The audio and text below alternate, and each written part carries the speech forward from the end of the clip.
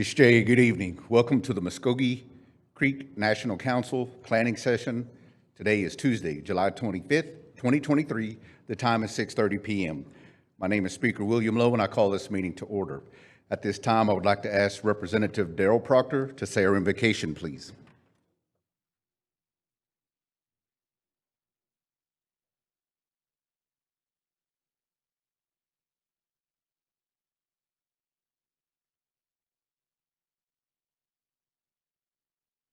Hello, Representative Proctor. Roll call, National Council Secretary Alicia Strobel. Speaker William Lowe. Here. Galen Cloud. Present. Joyce Steer. Present. Patrick Freeman Jr. Excused. Sandra Golden. Present. Leonard Gouge. Here. Nelson Harjo. Here. Joseph Hicks. Here. Randall Hicks. Present. Robert Huft. Present. Anna Marshall. Present. Charles McHenry. Here. Thomasine Yahola Osborne. Present. Darrell Proctor. Here. Mark Randolph. Present. Speaker, you have 15 present, 0 absent, 1 excused. 15 present, 0 absent, 1 excused. That constitutes a quorum. Any business conducted this evening will be valid. Next item on the agenda, Speaker's Report. Speaker's Report for July begins 7/6 Thursday. I attended the Light Horse Commission meeting virtually just for a short time and had a meeting with the BOK banking representatives. 7/7 Friday, we had a meeting with Chief Hill in his office. 7/9 Sunday, I and several council representatives attended the On the Far End performance at River Spirit. 7/11 Tuesday, attended the LNC committee meeting virtually. 7/12 Wednesday, Intertribal Golf Tournament. That Thursday, the next day, 7/13, Intertribal Governance Session. We had a legislators' lunch session at Council Oak, and I would like to take this opportunity to thank the Health Department for sponsoring our lunch and showing us that great facility. All the other tribal representatives, our legislators, really enjoyed that and feel we're very lucky to have that establishment. 7/14 Friday, Intertribal General Session, and then attended the Hickory Ground Ribbon Dance. 7/17 Monday was candidate filing. 7/18 Tuesday to 7/21 Friday, I attended the NCAI ED Native Edge Institute, where I gave a conference on leadership. And for the record, I paid for that in my own money. Didn't use any tribal funding for that at all. 7/25 Tuesday, today, HEW LNC Committee, and then HEW LNC Joint Committee meeting. That concludes the Speaker's Report. Next item, Second Speaker's Report. Second Speaker, Robert Huft. Speaker, I don't report today. No report today from Second Speaker Robert Huft. On to the ex officio reports. MNGE LLC, Representative Randall Hicks. Thank you, Speaker. MNGE met on the following dates: June 26, 2023, and July 12, 2023. Reports were given by CEO Pat Crofts and COO Andy Langston. Financials were submitted to the full council on July 17th, 2023 by email. The next scheduled MNGE meeting is tomorrow night, July 26, 2023 at 6 p.m. As always, any national council is welcome to attend the meeting. Duck Creek Casino was having an Employee Appreciation Day. That will be held August 20, 2023, 11 a.m. to 7 p.m. Some of the things they will have is water slides, dunk tank, cornhole, horseshoes, volleyball, and lots of food. General Manager Lorinda Driscoll asked me to personally invite the full council to attend that Employee Appreciation Day. So that concludes my report, Speaker. Representative Hicks. MNB Board, ex officio Representative Sandra Golden. Thank you, Speaker. MNB had their regular scheduled meeting June the 29th, a special meeting July the 12th with their strategic planning. Next meeting is July 27th. They gave a really good report for the BF&J meeting and the current status on their 8A is they're just waiting for one more contract. And that's all I have, sir. Mado Representative Golden. College of Muskogee Nation Board of Regents, Representative Anna Marshall. Thank you, Speaker. The Board of Regents did not meet this month due to scheduling issues, so they, due to vacations and summer school and things like that, so they did not meet this month. They will meet on Monday, August the 21st at 5:30 p.m., and they have changed their meetings from the second Monday to the third Monday. So that concludes my announcement. Thank you, Speaker. Mado Representative Marshall. Muskogee Loan Fund, Representative Mark Randolph. Thank you, Speaker. Muskogee Loan Fund met July 12th at 3:30. They'll be hosting an agricultural business training on Wednesday, July 26th, which is tomorrow, and QuickBook training on Thursday, July 27th, which is Thursday, at River Spirit Casino, second floor, boardroom number 5. Next meeting will be August 9th at 3:30. Thank you. Mado Representative Randolph. One Fire Board, Representative Patrick Freeman Jr. Thank you, Speaker. One Fire Board met on July 18th and discussed the auditing issues. The site improvements are 50 to 60% complete, and there's a lot of cultural things that they're putting in place out there. So when we get complete, I'd encourage everyone to take a look at what's going on over at Riverwalk. Thank you. All right, Mado Representative Freeman. That concludes our ex officio reports. On to the agenda. Committee reports and announcements. Health, Education, and Welfare. Chairperson, Representative Joyce Deere. Mado, Speaker. The Health, Education, and Welfare Committee met on July the 19th, on Wednesday at 2 o'clock. And out of that committee meeting, the following legislation came out with a due pass. TR 23-070, NCA 23-054, NCA 23-068. Other items for consideration before our planning session tonight, HEW met, and out of that committee meeting, TR 23-072 came out with a due pass, and I respectfully request that this be added to Saturday's agenda in numerical order.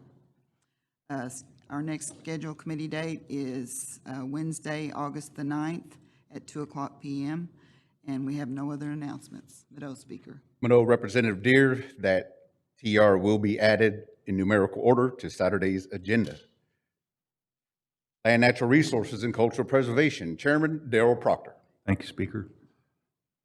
Land and Natural Resource Cultural Preservation Committee met on July 11th, 2023, and at a committee with the due pass was TR 23-068, 069, NCA 23-046, and 047. And also, we had a committee, LNC committee meeting this evening, and at a committee with a due pass also was a TR 23-073. And then we had joint committee with LNC and HEW this evening also, and at a committee with the due pass was NCA 23-045. And I respectfully ask these items be put on the agenda. And our next scheduled committee date is for August 8th, 2023, 6:30 p.m. No other announcements. Mado Representative Proctor. Those items you mentioned will be added to the Saturday's agenda in numerical order. Business, Finance, and Justice. Chairperson, Representative Thomasine Yehola Osborne. Thank you, Speaker. The Business, Finance, and Justice Committee met on Thursday, July the 20th, 2023 at 3 p.m., and the following came out of committee with a due pass.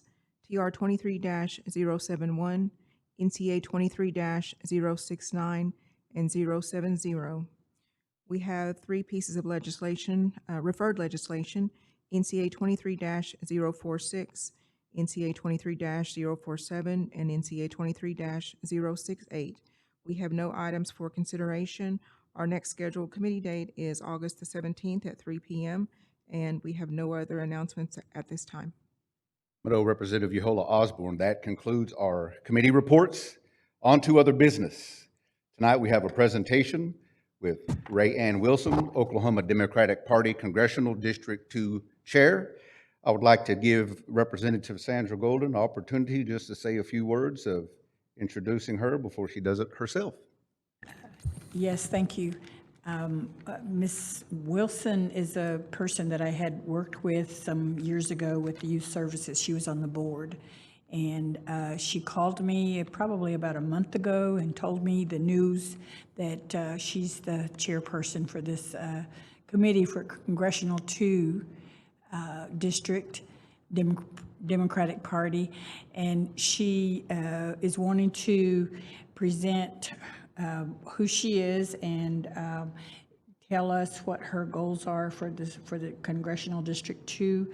And her interest is that she represents 26 counties, and Creek Nation is included in those counties.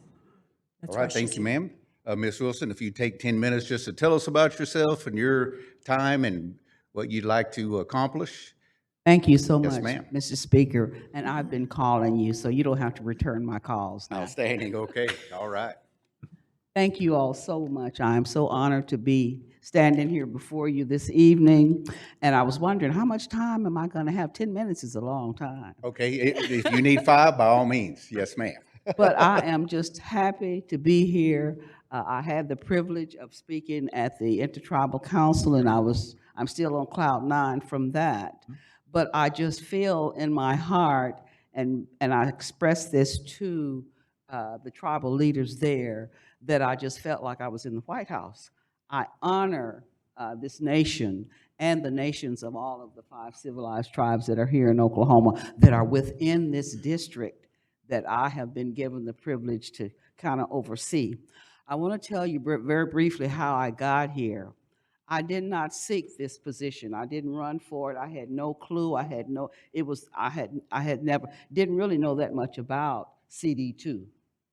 And I was the county chair, and I thought that was my pinnacle. I thought that was it. And I had served that for a while, and I had given it up. We elected a new chair for the Okmulgee County. And I'm free, I'm good.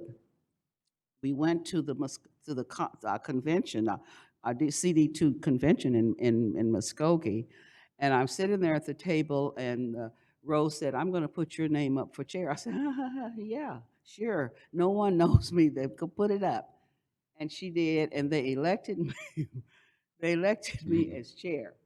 And before that, about 3 weeks before that, I was doing my morning meditation, and I was reading, and the prayer of Jabez just dropped in my spirit. And that prayer is where Jabez is asking God to bless him and increase his territory, broaden his borders. And I read that prayer, and I internalized that prayer, but I went right back to what I was reading. I forgot about it, but he actually did. This district that I represent now, 26 counties that I don't know where most of them are, and I don't drive, so I have to get drivers to take me to these counties so that I can meet the people that we are going to represent. But we're excited. I think that we're going to be able to make a difference in Oklahoma, in our legislature.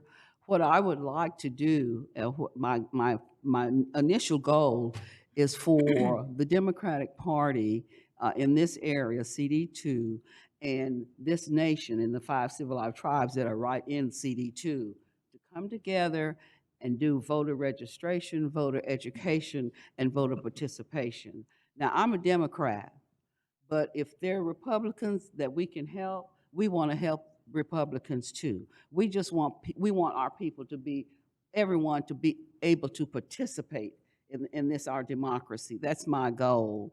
The other thing that I want to share, or ask, or present to you is that in 1963, Dr. Martin Luther King made his I Have a Dream speech in Washington, D.C. And that speech started a lot of things happening in our country. A lot of laws were able to be passed to make things better for citizens of our country all over America.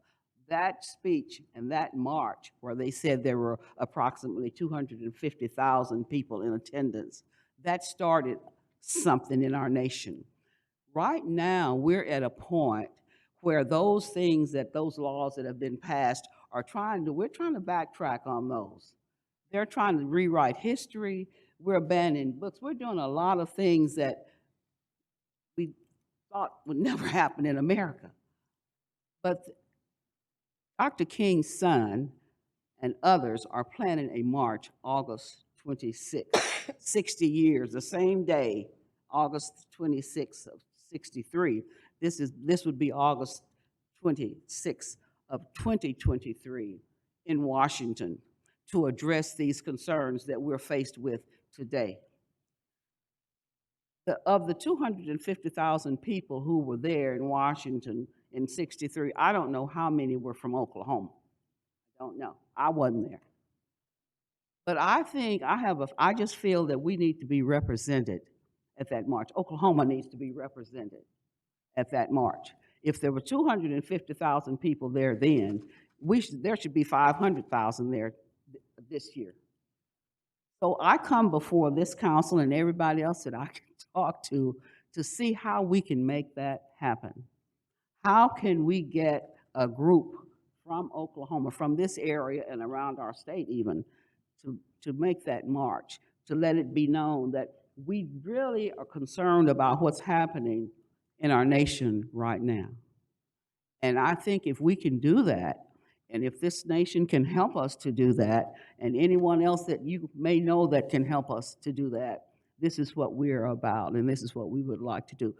And lastly, I want to share with you, I am 85 years old, and when they elected me as the chair, the last thing I told them is that I'm going to write a letter to President Biden and tell him, don't give up. They elected me, I'm 85. So just be encouraged that you're not too old, and that's just to keep on pushing. So I'm excited. I'm so happy to be here before you, and an honor to stand before you. Each of you have my cards. I won't be calling you anymore, but maybe calling some of the others of you. And I'm going to talk to you as well. But I want to get to know you, and I want you guys to get to know me. We have a lot of work to do, and it's challenging work, and it's important work. And all of our children and grandchildren and greats and grands that are coming behind us, they're looking to us to do this. So again, thank you very much, and I appreciate it. Rayanne, thank you so much. We greatly appreciate meeting you. Yeah, perfect, sir, perfect. All right, we have your card, so any questions, comments, we will be happy to email you. All right, well, thank you for that presentation. Pleasure meeting you. Next item on the agenda is Tribal Utility Authority update.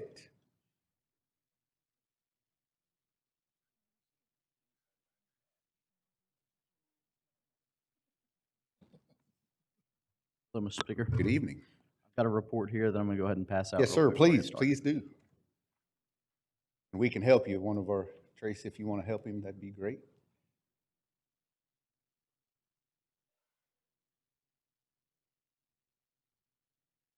If you could please introduce yourself. I'm not sure if the full council has met you before. Yeah. Absolutely. My name is Micah White. I'm currently serving as the Chief Executive Officer for the Tribal Utility Authority. Great. All right. And I apologize. I meant to get this sent in beforehand, but I was trying to finalize this information. So this report that you have here is a very high-level report, mostly intended to just give a general overview of what we're currently working on. Great. So I'd be more than happy to provide more information on this as requested as I go through. So but I'll give everybody a moment to look it over before I kind of dive into my spiel here.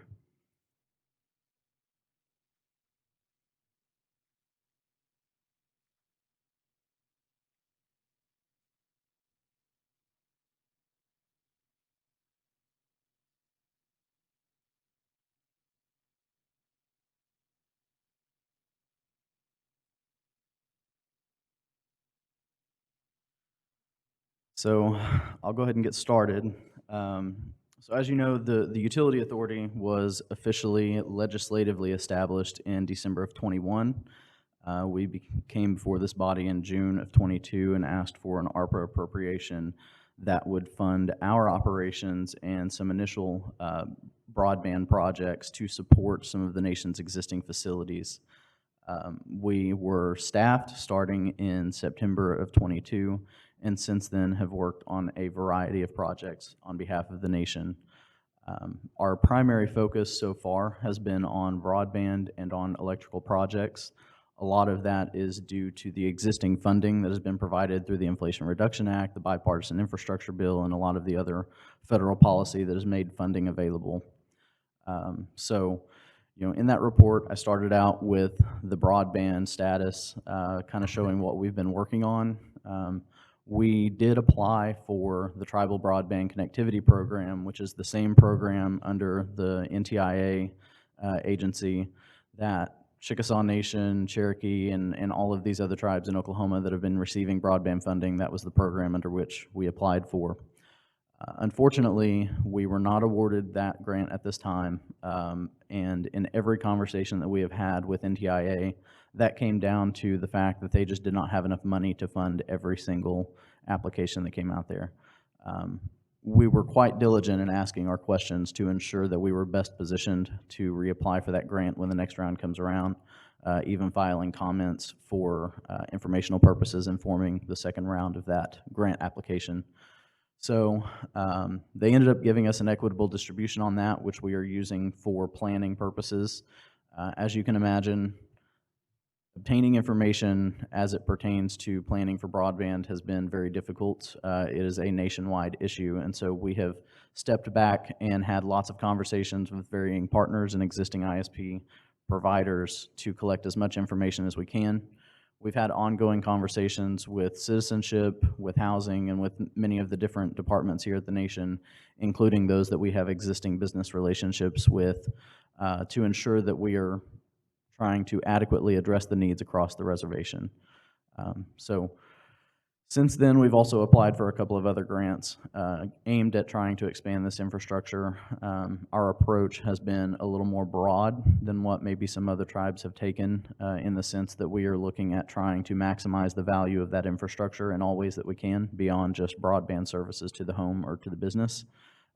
We're looking at resiliency, we're looking at redundancy, and looking at every other types of adjacent services that would benefit from having that communications infrastructure throughout the reservation. So at that point, I'll go ahead and take a break and see if anybody has any questions at this time that I can answer. Great. Do we have any questions, council representatives? Yes, Representative Harjo. In doing so, and I was just sitting here listening to you because I know this has been something that's been going on for a long time. And, because this was talked about probably about 3 or 4 years ago. And now we're just getting to the place to where things are really beginning to happen with broadband. Thinking about that, how are we going to be, are we going to look at some of our, out here at some of our clients or citizens rather that might be sitting in an area that's a little bit higher level? Are we going to start doing towers and taking care of the citizens effectively that way? And is that something that the tribe can look forward to, or some of the citizens could? Because I know are we gonna have to stretch out our own towers and not be able to utilize other towers that are already present? Yes, sir. So our approach, in order to ensure that the reservation is covered well, it's going to take all types of technology to be able to do that. Fortunately, in 2019, the nation was awarded 2.5 gigahertz licensure from FCC, and that is a critical aspect of our build-out plans as it stands today. We've had active conversations with cellular carriers and different wireless providers for us to make sure that we're providing that service in areas where there's poor coverage or where it may be a little too cumbersome or difficult to try to extend a wired service. So yes, we will be incorporating that into our plans. Okay. More than likely, we will probably stepping into 5G and stuff, anything above that, or 5G or above, right, at this time, because I don't think, was it 4 is starting to go out because 5 is starting to be pretty much implemented out there now? Yeah, so it's going to be a variety of technologies spanning a lot of different spectrums. There's some free spectrum out there to use called CBRS. And then we also are trying to incorporate the considerations for public safety communications as well. So we're trying to be quite comprehensive in our approach and assessment of building any towers. So it'll be a variety of technologies that are located on those towers. And we're looking at trying to provide direct services ourselves and also allowing for others to lease space on those towers also, so that we're maximizing any revenue potential off of that. All right, thank you, sir. Thank you. Mike, I will say, if I may, at one point in, maybe it was 21, we did have, it was last session, we did have conversations with Dobson Communications. They were actually going to run fiber, and they gave us a quote from I-40 all the way to Holdenville. So during those discussions, we had discussions with Holdenville, Wetumpka, Walika, because their communication assets were so poor that it's hard for them to recruit companies to come in there and want to be there because there's no connectivity, right? So, that was in 2021, and I know we had to get things going since then, but is it looking like we're actually going to make progress now to where we either run fiber down to Holdenville up, or those communities that have those poor connectivity sites, are we going to get to them pretty quick? So that's the plan. One of the other broadband grants that we submitted and unfortunately were not awarded was a middle mile grant application. That was for 140 miles of 288 count fiber, and that was going to extend from Eufaula along Highway 9 all the way over to approximately Walika. It was going to go south to Holdenville, come up through Okemah, and then to Bristow, and then down 16 over to Beggs. So the intent for that was to complement the existing networks that provide a lot of the backhaul communications for people like Dobson, AT&T, and Windstream and those. But when we got into the assessment of that, and we have a debrief over that grant application tomorrow, but when we got into that grant application, we were starting to realize that NTIA, because of the scope and size of that grant program, they were looking at large coalitions from what it seems. We'll find out more details tomorrow, but they were funding like state consortiums and things of that nature. So we are looking at trying to complement those. One of the critical natures of this development is trying to make sure that we're not overbuilding or duplicating what others already have in place. We want to be complementary so that we're reducing the overall operational charges for anybody that's going to provide services to residents in those portions of the reservation. So we're kind of taking a step back at this point and looking at maybe trying to piecemeal some of this together in ways that's going to have impact on the tribal government operations and delivering services to the citizens, and we will probably at some point come back for consideration before this body with those. All right, thank you, sir. Representative Harjo. Yeah, and with that, you're talking about piecemeal and all these different things, are we gonna own that whole piece of fiber? Should we install it, or is that something we're gonna piecemeal out to other people that they can buy? Because, one strand of fiber, services a lot of different things. Right. And So a very critical component of this that has changed in the conversation and the calculus with any of these conversations that we've had. Go ahead. Okay. One of the key components of any of these conversations has been the fact that if we are going to invest the kind of money available to us as the nation, in my opinion, we need to have compensatory value that comes with that.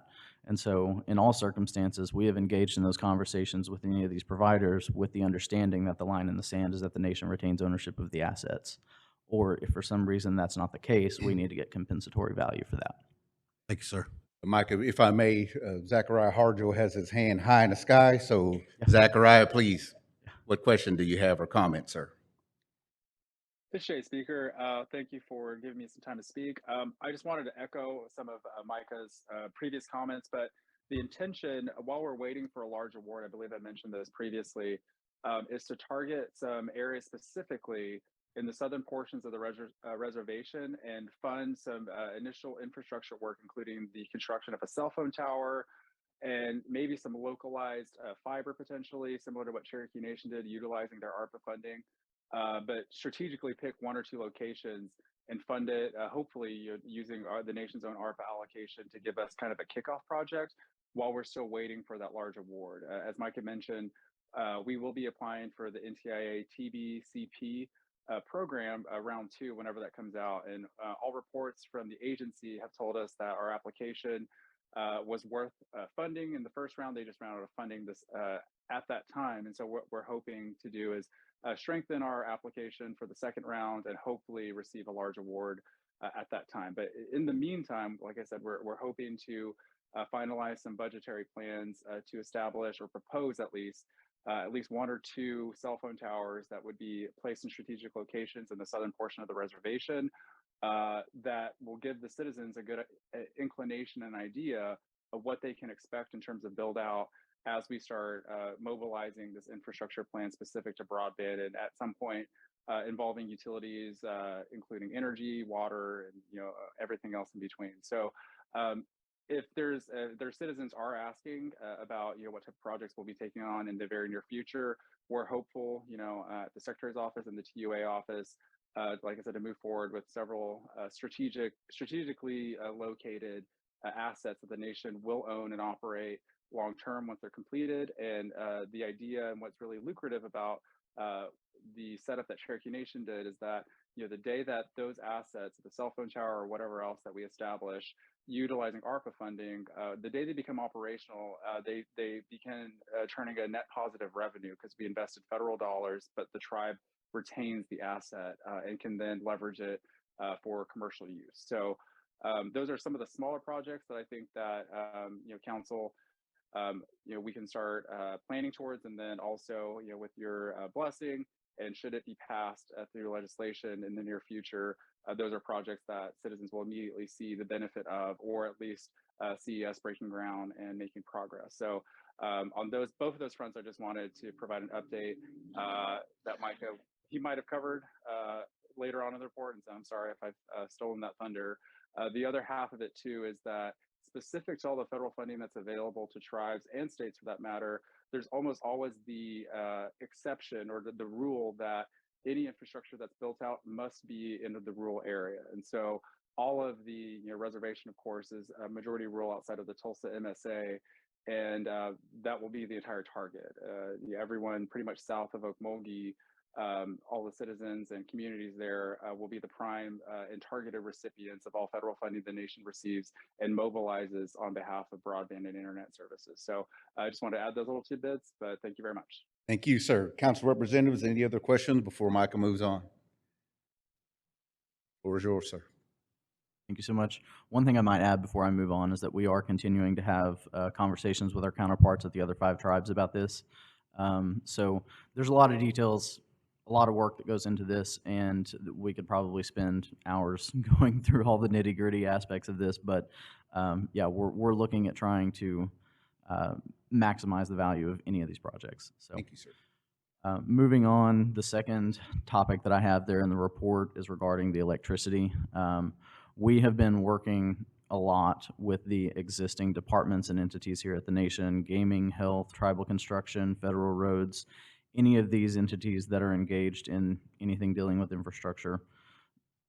The critical component for us as the Tribal Utility Authority in this has been navigating the utility markets, and what we found is that there's a lot of opportunity in the way that the existing services are being delivered to the nation here. We have a lot of valuable assets in the current land that the nation owns, and so the unfortunate part about that is when we're considering things like solar and battery storage and other distributed resources like that, a lot of our approach to receiving these services currently from the incumbent utilities has not been set up in the most conducive way possible for us to make action on these programs. But the good thing about that is you all approved the legislation for us to apply for the grid resiliency dollars, which we were successfully awarded just a week or 2 ago. So that was a $1.8 million award that's going to go towards grid resiliency projects. Grid resiliency is fairly broadly defined as it pertains to these sorts of projects for us as the nation and as the Tribal Utility Authority. So with that, we have noticed a marked change in a lot of the conversations and approaches that the incumbent utilities have had with respect to the ongoing projects. So our goal as the utility authority in this has been to reduce the complexity of the way that we receive services currently. We're looking at ways for us to save in the rate structures, save in the administrative costs, the number of accounts, and numerous different ways that we can create value and reroute a lot of those savings for us as the Tribal Utility Authority to continue to provide services and build upon that value. So with that being said, that funding is a 5-year formula grant, and the $1.8 million was our fiscal 22 and fiscal 23 appropriations for that.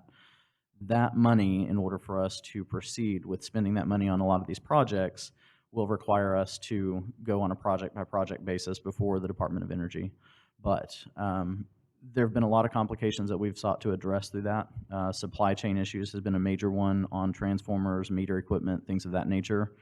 And we've noticed some very key successes early on, from assessing bills for undue taxes and fees, purchasing equipment that we normally would not be able to provide relief in the supply chains on, things of that nature. So we've garnered a lot of support from gaming and health and those that are already working on ongoing projects. And we have some larger ones that in either an executive session or another forum, we could go into much more detail about that as well. With that, I'll answer any questions that you all may Any have at this questions, point. council representatives? Questions, comments? Hearing none. Go ahead, Micah. Thank you. Obviously, the last two that I have there on the list is the natural gas. I think I might have included water there as well. The challenges with that is that the natural gas service is a lot more monopolized in the state of Oklahoma. Without having a high-pressure gas transmission line, there's a lot less opportunity for us to procure services at a wholesale level. With that, we've had to negotiate and work a lot more with the incumbent utility on getting that redesigned. There are opportunities for savings in the utilities rates with respect to natural gas service, but convincing utilities that there are other ways of us accomplishing what we're trying to do has been a difficult task. And most of that comes down to the ability for us as the utility authority to start purchasing natural gas service at a wholesale or third-party level. The utility requires a 900 decatherm limit at the meter for us to qualify for that transport or third-party service. And right now, we don't have too many facilities that enable us to go out and purchase those services at that level. So as part of the Citizen Services Building and some of these other ongoing construction projects, we're trying to get ahead of some of those so that we're setting this up for longer-term success in simplifying that metering down, aggregating the load behind that meter so that we can start exercising a little bit more authority in the purchasing of that commodity. So. Water is similar. We've taken a look at several areas where we may need some enhanced water infrastructure. We've been working with Tribal Construction here at the complex to take a look at what water infrastructure currently exists, looking at trying to redesign and remove some of those that are currently not in use, and further delineating what is owned by us as the nation versus what is owned by the city of Omulgee. We've looked at some other potential areas to enhance some water treatment, but water is probably the one that we're the furthest behind on as far as making progress. But we have had active conversations, myself and Secretary Harjo, about that, and that will probably be something that we'll be exploring more opportunities for coming up. So, but as I'll go ahead, any other questions before I move on to my final notes there? If I may, just really quickly, you know, several of us, I don't know, maybe all of us, get calls on some of our citizens. They have outrageous water bills, right? And so they ask us to help. So like for me, Bobby Howard's been a really key resource for us. And for some reason, I don't know if it's the city water authority, the county, however it is, for some reason they're getting these outrageous water bills and being threatened to shut off. And I don't know, I never hear the end result, but I never get a call back, so apparently they work it out. Is that something your group can maybe help out with, or is that something completely separate? So I appreciate that question. That is something that I think that there's opportunity for us to work into. I think the biggest challenge is I'm not super familiar with water, and right now I only have 2 other staff members besides myself. We are looking at ways to start trying to work into providing more direct services to citizens and direct value to citizens. I think the challenge with that is with anything utilities or infrastructure related, economies of scale is a very real consideration for that. But that is something that we have on the drawing board, and long-term planning is how we can start providing that. Great. All right. So. Thank you, sir. Representative Yohola Osborne. Thank you, Speaker. I was looking at the report here, and it says under the natural gas that some of the nation's facilities are also dependent on propane rather than natural gas, which is more expensive. And I'm thinking more about the complex. Are you all talking to the executive branch regarding the master plan? Well, does that affect it any? Yes, ma'am. So everything that we're working on right now is actually trying to get ahead of where the master plan is going currently.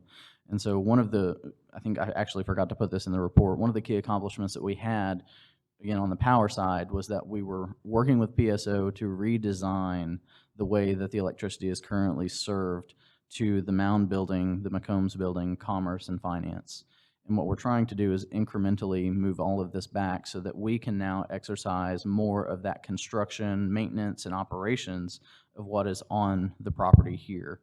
With that, when we move that metering back to a central master meter, that gives us the ability to aggregate all of that load and better negotiate for rate structures, fuel supply, things of that nature.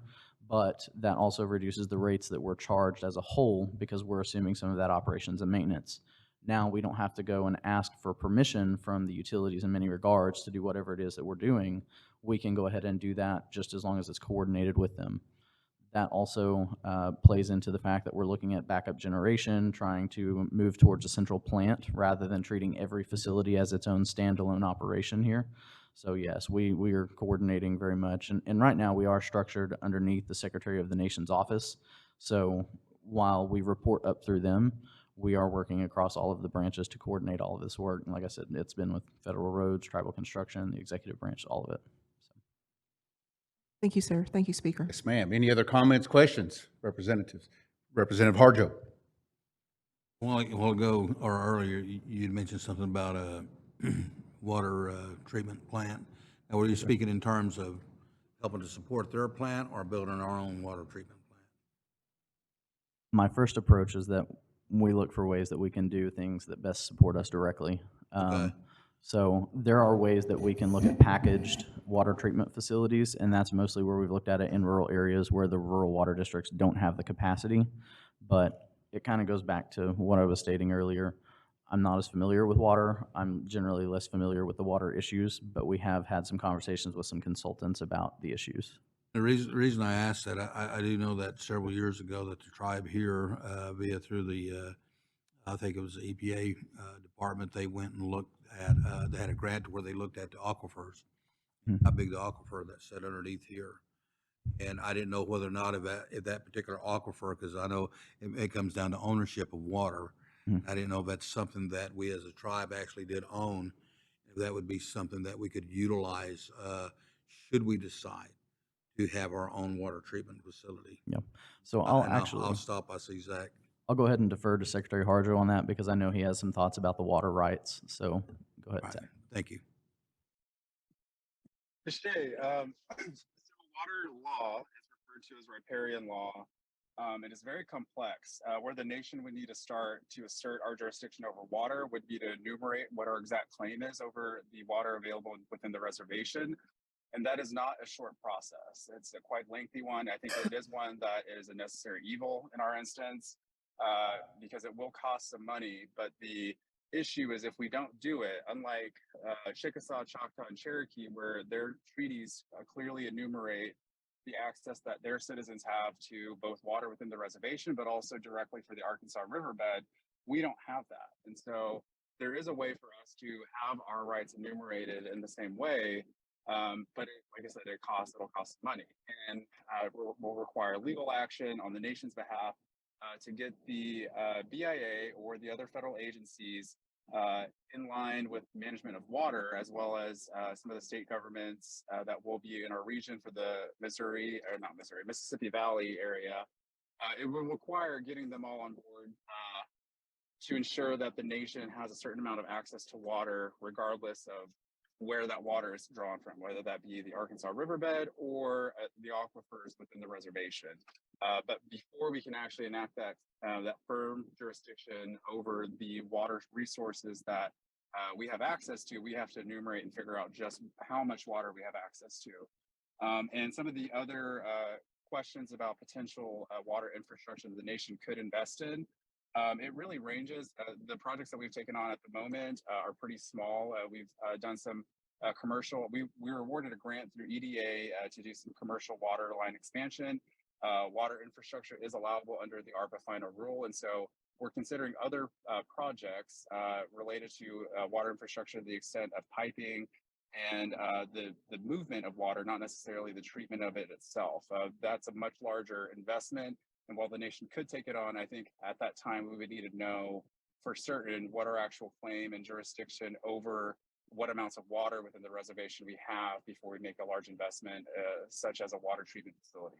But with that said, there are always small municipal and rural governments that have water infrastructure that need the assistance of a larger entity organization to provide upgrades and any number of things. So within the past year, at least one municipal government has approached the nation with the intention to sell their water treatment facility, and it didn't make a whole lot of sense in the numbers. But those are always projects that if and when the nation is ready to move forward, I think, we just identify a community and reach out to the municipal partners and identify exactly where our investment would, where those dollars would stretch the farthest. So that's just a brief overview, but of course, water law, riparian law, anything to do with that is very complex. But I do want to ensure that the Tribal Utility Authority has, the nation's Tribal Utility Authority has a vested interest in developing that, as well as being part of the enforcement of the nation's jurisdiction in the years to come, specifically over water law. So while we haven't done much with it yet, and will require some, I would say, significant investment on the nation's end, it's something that I am well aware of, at least to the extent of what to do to get things off the ground. And to that end, we've had conversations with Chickasaw and Choctaw's water management group, OCA. So we'll continue to look into that, but it's not a short game, water, anything to do with water law, but it's something that I do see the utmost importance of us engaging in sooner than later, particularly if and when their water becomes hard to come by in Oklahoma. So it is absolutely on our radar. Thank you, Zachary. Thank you so much. Questions? Ready for questions? Yeah, any questions? Representative Cloud. Yeah, I want to jump back on this electricity just real quick. I know we already passed it. Absolutely. But Speaker was talking about the water, how our citizens call about the water bill being so, the amount being so big. The electricity over there in Wetumpka, I got a few calls from citizens over there, and their electricity is enormous too. And they pay a company out of Texas, in which I didn't understand that. Would that be something that you guys would be involved with down there? It could be. I apologize, that's a nuanced answer, but Wetumpka, is my understanding, is one of the only, was municipal authority under my understanding that we have within the reservation. Most everything else is currently served by an electric cooperative or by OG&E or PSO.